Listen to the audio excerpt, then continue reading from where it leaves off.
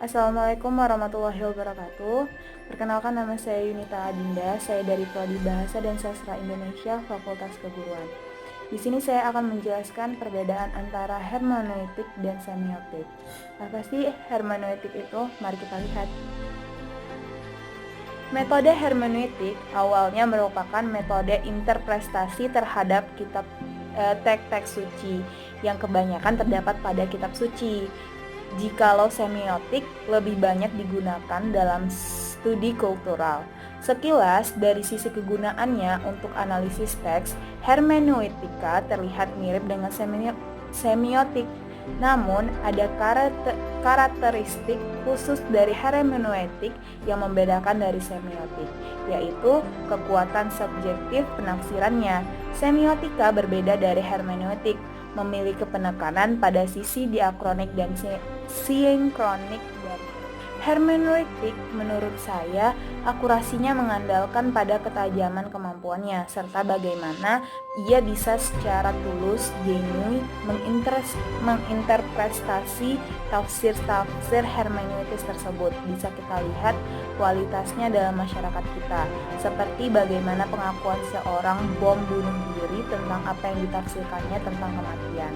Di milis psikologi transformatif, kita bisa melihat banyak sekali tafsir-tafsir hermeneutis, terutama berkaitan dengan agama, terutama di sisi tentang Tao dan pada sejumlah tulisan dari web Islam yang rutin selalu di-forward ke milis psikologi transformatif.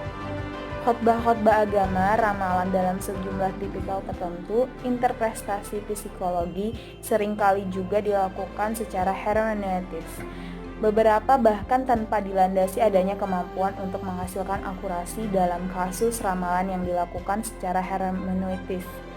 Dengan adanya daya akurasi kurang, bisa Anda baca pada esai Leo berjudul Pengakuan Seorang Peramal. Apakah tidak ada orang yang bisa menebak dan langsung benar? Kenyataannya ada, tapi hanya sedikit yang memiliki kepekaan hermeneutis tinggi seperti itu.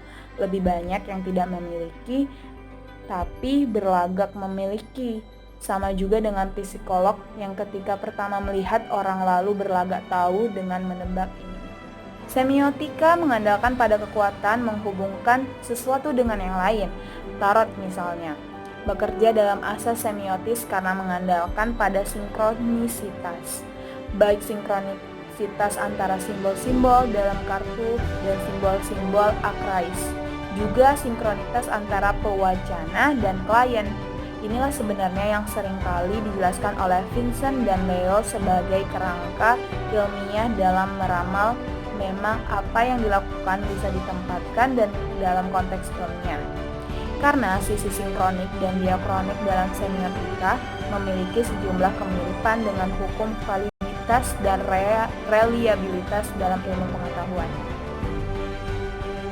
Semiotika pun membutuhkan penguasaan dengan level tertentu untuk menghasilkan akurasi yang tepat. Seseorang yang hanya mempelajari sesuatu secara parsial akan sulit menjalankan metode ini. Semiotika mensyaratkan suatu rentang pembelajaran yang luas. Itulah sebabnya di psikologi metode semiotika ini masih asing, karena mereka cenderung mengeksklusi hal-hal lain seperti filsafat, sosiologi sebagai sesuatu yang tak perlu secara mendalam dipelajari. Semiotika mensyaratkan untuk mempelajari akar pemahaman dari tanda dan simbol itu sendiri, serta mempraktekkannya dalam kehidupan. Maka tak ada cara lain selain mempelajari manusia. Juga harus berusaha memahami filosofi serta budaya dalam masyarakat yang celakanya ada pada ilmu di luar psikologi. Hermeneutik pada Al-Quran sangat unik sekali, karena satu kata yang diterjemahkan dari bahasa Arab ke bahasa Indonesia memiliki banyak makna. Belum lagi jika disandingkan dengan pemahaman tiap orang yang berbeda terhadap isi Al-Quran itu sendiri. Tidak hanya ada pada Al-Quran ya, bisa pada novel, karya sastra, mantra, syair, gurindam, dan lain-lain. Untuk analisis semiotik, kita menganalisis tentang iklan parfum Polo Blue.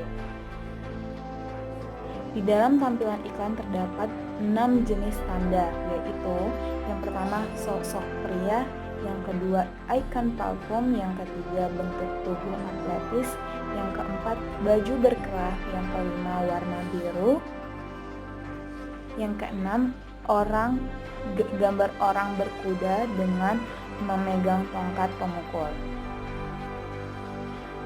Berdasarkan hasil identifikasi, maka jenis tanda dapat diklasifikasikan sebagai berikut. Yang pertama, sosok pria. Tanda ini termasuk ke dalam jenis tanda ikon. Model pria yang berada dalam tampilan iklan parfum Polo Blue Ralph Lauren adalah seorang atlet profesional permainan polo berkuda bernama Ignacio Nacho Figueres. Yang kedua, ikon parfum. Tanda ini termasuk ke dalam jenis tanda ikon. Gambaran parfum yang hadir di bagian kanan tampil iklan mengacu pada produk parfum Polo Blue. Yang ketiga, bentuk tubuh atletis. Tanda ini termasuk ke dalam jenis tanda indeks. Bentuk tubuh atletis yang ditampilkan dalam ikon Polo Blue Ralph Lauren menggambarkan maksud produk parfum yang diperuntukkan kepada pria dewasa, khususnya pria yang tertarik dengan tantangan dan olahraga. Yang keempat, baju berkerah. Tanda ini termasuk ke dalam jenis tanda indeks. Baju berkerah yang dikenakan model pria merepresentasikan produk lain dari brand Polo. Yang kelima, warna biru. Warna ini termasuk ke dalam jenis tanda indeks pengaplikasian warna biru yang mendominasi pada tampilan iklan, mencitrakan warna produk parfum Polo Blue yang diiklankan. Yang keenam, gambar orang berkuda dan memegang tongkat pemukul. Tanda ini termasuk ke dalam jenis tanda simbol. Gambar orang berkuda dengan memegang tongkat pemukul yang terdapat dalam tampilan iklan merupakan simbol dari brand Polo Lauren.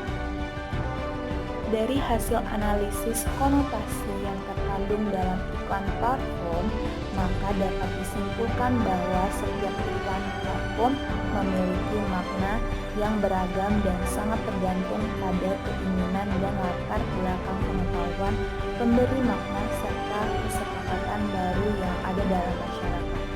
Penulis menyadari bahwa penelitian ini masih jauh dari kesempurnaan, oleh karena itu bisa dikritik